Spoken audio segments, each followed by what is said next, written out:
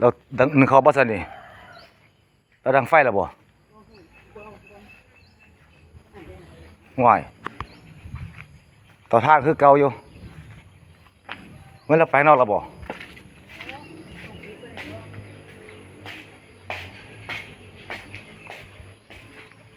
นี่ก็ไว้ดังเว้ยเราบ่อยู่เฮ้หืมเราไป8 โคกเลยเราไปเสร็จแล้วนี่อยู่ในห้องเปล่าๆ คือบ่ล็อกซะเอาเพิ่มเห็นเราไปแล้ว ก้อนเข่าดิ เรื่องเขาก็เลยแต่หมากไปเห็นไปเลยล่ะ ก้อนเข่าบนก้อนเข่าแล้วดิ นึกว่ายายเด็กของเขาแล้วก็เลย เปิดมันด้วยแล้วหนึ่งอยู่บ่ซะ ตกใจเบิดเว้ย เอาเปิดเมื่อกี้คือบ่ออกซะ ว่าแต่เราเขาใบหนึ่งเย็นแตะบ้านนี่เขาก็เลยไปเสร็จแล้วคนเฮียพี่น้อง โอ้ยตกใจเบิด